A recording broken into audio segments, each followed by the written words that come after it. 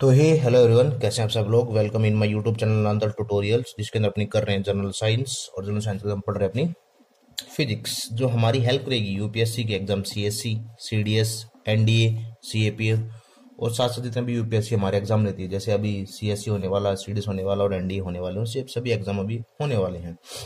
इसके साथ हमारी एफकेट, टेरिशियल आर्मी, आईएनटी, जितने भी हमारे स्टेट पीसीएस या पीएससी होते हैं, उनके साथ साथ जितने भी हमारे एसएससी एग्जाम लेती है, जैसे सीजीएल, सीएचएसएल या इसके अलावा जो भी एसएससी एग्जाम ले रही है, इसके साथ जितने भी हमारे सी ग्रुप और डी ग्रुप के एग्जाम होते हैं, चाहे वो स्टेट हो या सेंटर हो, उन सभी के अंदर भी हमारी हेल्प करेंगे। तो आज का जो हमारा टॉपिक है वो है हमारा ऑप्टिक्स, प्रकाश की। सबसे पहले हम अपने ऑप्टिक्स के अंदर देखेंगे जो हमारा सबसे बेसिक टॉपिक है, या सबसे पहला टॉपिक जो हमारा वो है लाइट, प्रकाश। इसके बारे में हम सब कुछ पढ़ेंगे, इसकी डेफिनेशन देखेंगे, इसके नेचर्स क्या होते हैं, कैसे बिहेव करता है और कैसे बिहेव नहीं करता, वो सारी चीजें हम इसके अंदर देखेंगे।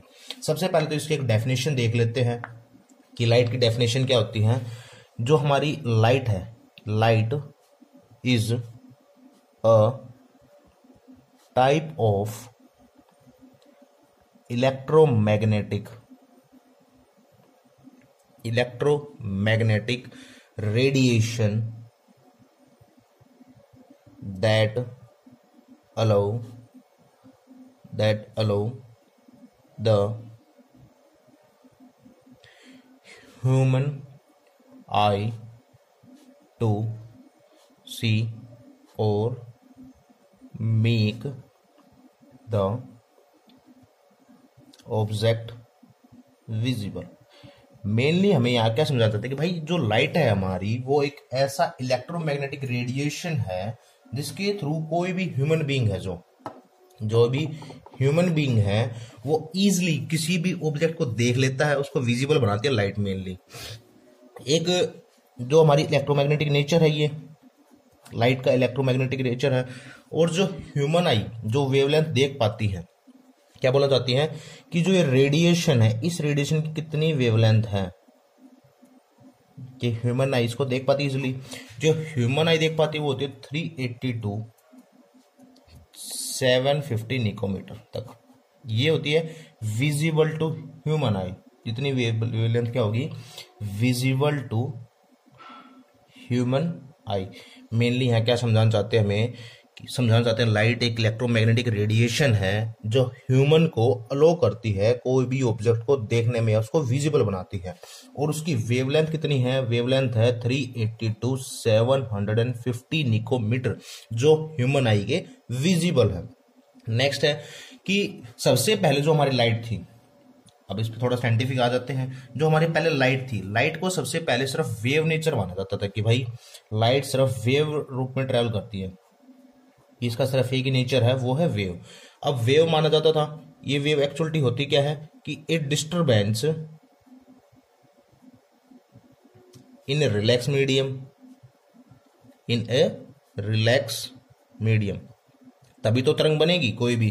कि जैसे हम पानी के अंदर पत्थर फेंकते हैं तो धीरे धीरे उसके अंदर वेव बननी स्टार्ट हो जाती है, सेम ऐसे ही। तो अब बाद में आइंस्टाइन आए, तो आइंस्टाइन ने क्या कहा, आइंस्टाइन ने कहा कि जो हमारी लाइट है वो पार्टिकल नेचर में भी है, पार्टिकल नेचर में भी है। तो यहां से हमें लाइट के दो नेचर मिलते हैं, एक मिलता है वेव नेचर, एक मिलता है पार्टिकल नेचर।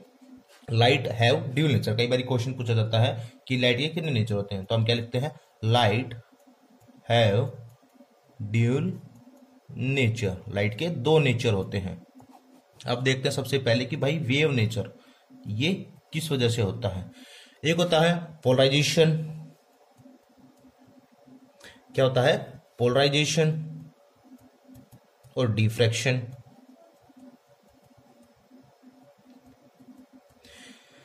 पोलराइजेशन को हम कैसे बोल सकते हैं, हिंदी में कैसे बोलेंगे इनको, ध्रुवण और प्रकीर्णन। इसको हम पोलराइजेशन क्या बोलेंगे हिंदी में, ध्रुवण। और इसको क्या बोलेंगे हम, विवर्तन। मेरी हिंदी विवर्तन।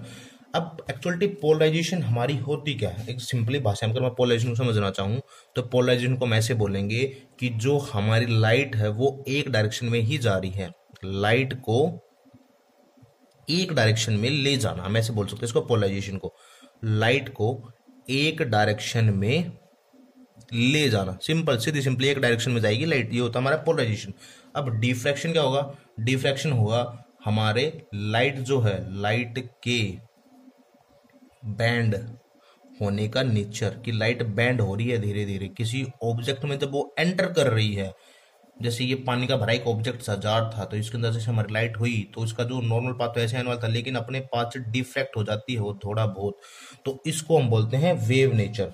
किस किस की वजह से होता है? एक तो पोलराइजेशन इसके अंदर इफेक्ट होते हैं, एक होता है डिफ्रैक्शन, विवर्तन और ध्रुवण। पोलराइजेशन क्या होगा हमारा, कि जो हमारी लाइट है उसको हम एक ही डायरेक्शन के अंदर ले जा रहे हैं। और जो हमारा डिफ्रैक्शन क्या है, कि लाइट के बैंड होने का जो मेनली नेचर है।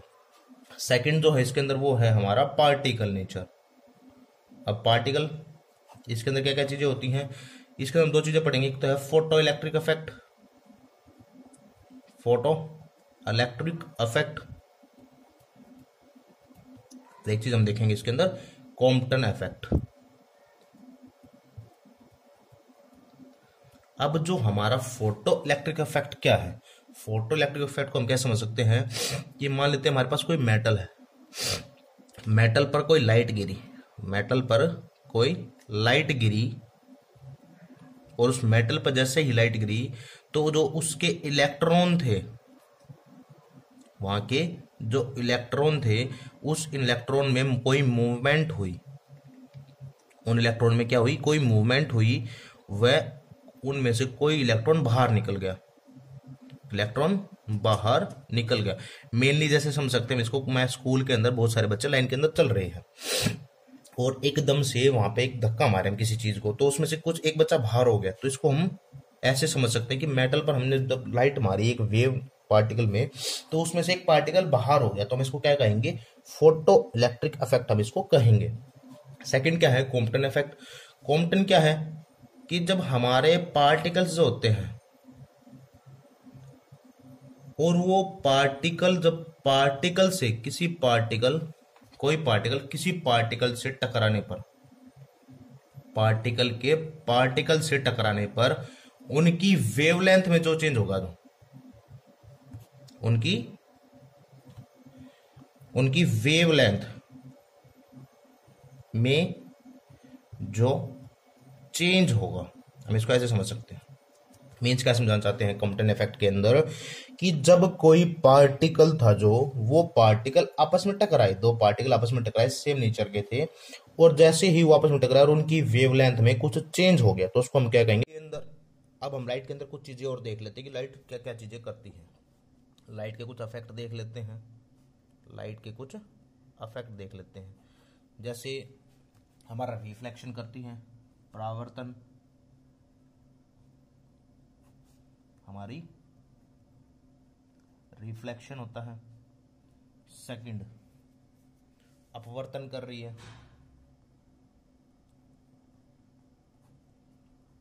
रिफ्रैक्शन फॉर्मेशन कर रही है,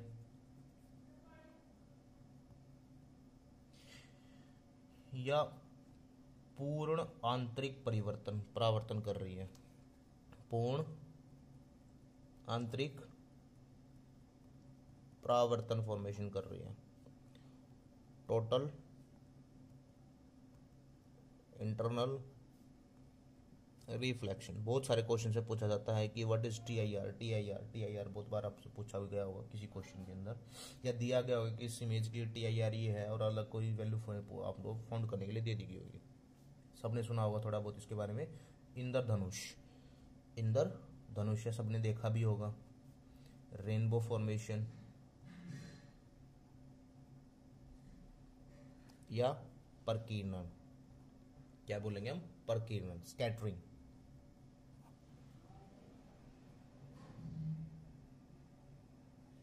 स्कैटरिंग ये मेनली हमें पढ़ना है, थोड़ा रिफ्लेक्शन के बारे में पढ़ेंगे, रिफ्रैक्शन के बारे में पढ़ेंगे, टोटल इंटरनल रिफ्लेक्शन के बारे में पढ़ेंगे, रेनबो फॉर्मेशन देखेंगे और स्कैटरिंग देखेंगे। ये मेनली हमें इसके बारे में देखना है कि लाइट इनमें से कौन सा नेचर फॉर्मेशन करती है। सबसे पहले जो आज का हमारा टॉपिक है, आज के टॉपिक में हम देखेंगे कि जो हमारी लाइट है, लाइट का रिफ्लेक्शन देखेंगे हम सबसे पहले। रिफ्लेक्शन मेनली परावर्तन। अब इसके अंदर क्या होता है, मेनली हम क्या देखेंगे कि जब भी हमारी कोई लाइट होती है कि whenever light collide with a surface it reflects। Means कि जब भी कोई लाइट एक सरफेस से टकराती है और वापस मुड़ जाती है सेम उसी एंगल पर, तो हम उसको क्या कहेंगे, उसको हम कहेंगे रिफ्लेक्शन। मीन्स जैसे कि मेरे पास कोई एक प्लेन मिरर था या कोई प्लेन सरफेस था, मेरे पास एक प्लेन सरफेस है, ये जरूरी नहीं है मिरर ही हो, बहुत सारे प्लेन सरफेस भी होते हैं। मेरे पास एक प्लेन सरफेस था जिस पर लाइट आई, 60 डिग्री का एंगल मान लेते हैं, 45 डिग्री का कोई भी एंगल मान लेते हैं हम, और उसी एंगल पर वो रिफ्लेक्ट हो गई। मेनली तो जो हमारा ये था, ये हमारा मीडियम था, ये हमारा यहाँ से लाइट आई और यहाँ से हमारी लाइट क्या होगी, रिफ्लेक्ट होगी। हमारा एंगल आई और हमारा एंगल आर, इंटीरियर और रिफ्लेक्शन एंगल, दो चीज हम देखेंगे, एक होता है एंगल ऑफ इंसिडेंट, एक होता है एंगल ऑफ रिफ्रैक्शन। तो इसके अंदर हम क्या देखेंगे, जो हमारा एंगल आई है वो हमारा एंगल आर के इक्वल होगा। एंगल आई क्या होता है, angle of incident, angle of incident, और हमारा आर क्या होता है, आर को हम कहेंगे angle of refraction, angle of refraction. अब इसके कुछ हम काम देख लेते हैं। जितने भी हमारे ह्यूमन बीइंग हैं, हमारे ह्यूमन बीइंग जो भी हैं, ह्यूमन बीइंग जितना भी कोई भी ऑब्जेक्ट देख रहे हैं, कोई भी घटना देख रहे हैं, कोई ऑब्जेक्ट देख रहे हैं, कोई घटना देख रहे हैं, वो जितनी भी चीजें हो रही हैं, कोई ऑब्जेक्ट देख रहे हैं, कोई घटना हो रही है, वो सारे का सारे किसकी वजह से घटित हो रही है, रिफ्लेक्शन की वजह से। रिफ्लेक्शन की वजह से ही ह्यूमन बीइंग कोई भी ऑब्जेक्ट या कोई भी घटना इजीली देख पाता है। सेकंड चीज है कि जितने भी हमारे मिरर हैं, जो भी हमारा दर्पण है, उस दर्पण में बनने वाली इमेज, बनने वाला प्रतिबिंब बोल देंगे उसको, प्रतिबिंब, वो भी मेनली रिफ्लेक्शन की वजह से ही बनता है। रेगुलर रिफ्लेक्शन जो होता है में जो इतना होता है, सरफेस पर हमें चीजें दिखती हैं, रेगुलर रिफ्लेक्शन की वजह से ही हमें सरफेस पर चीजें दिखती है। जैसे कई बार आपने बहुत सारी चीजें देखी भी होंगी, एक लिख सकते हैं हम यहाँ पे कि जो हमारा रेगुलर रिफ्लेक्शन होता है, रेगुलर रिफ्लेक्शन की वजह से ही हमें सरफेस पर ऑब्जेक्ट दिखते हैं, ऑब्जेक्ट दिखते हैं।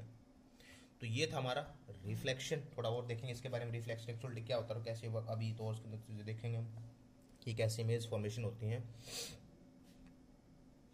तो आज हम इतना ही करेंगे अपना रिफ्लेक्शन के बारे में। हमने देखा कि when lights collides with the surface it reflects, जितने एंगल पे उसके अंदर उसने हिट किया उतने ही एंगल पे उससे रिफ्लेक्ट हो जाएगी, एंगल ऑफ इंसिडेंट और एंगल ऑफ रिफ्लेक्शन। तो जितने भी ह्यूमन बींग्स हैं, वो भी जो ऑब्जेक्ट देख रहे हैं, कोई भी घटना देख रहे हैं, सभी इसी की वजह से देख पा रहे हैं। और जो हमारे मिरर है या हमारा कोई दर्पण है, उसके अंदर जो बनने वाला प्रतिबिंब है वो भी इसी वजह से बन रहा है, रिफ्लेक्शन की वजह से ही बन रहे हैं। तो जितने भी हमारे रेगुलर रिफ्लेक्शन होते हैं उनकी वजह से हमें सरफेस पर ऑब्जेक्ट दिखते हैं। तो ये था आज का हमारा टॉपिक, जिसके अंदर हमने देखा लाइट, लाइट के नेचर्स को देखा, और लाइट का सबसे पहले नेचर देखा परावर्तन, रिफ्लेक्शन। कल हम इसको आगे स्टार्ट करेंगे, प्लेन मिरर, कनकेव मिरर और कन्वेक्स मिरर के बारे में देखेंगे, और धीरे धीरे हम इसको अपना टॉपिक को कंप्लीट करेंगे। धन्यवाद दोस्तों। वीडियो कैसी लगी कमेंट सेक्शन में ज़रूर बताएं। वीडियो को लाइक करें, शेयर करें और कमेंट करें। धन्यवाद दोस्तों।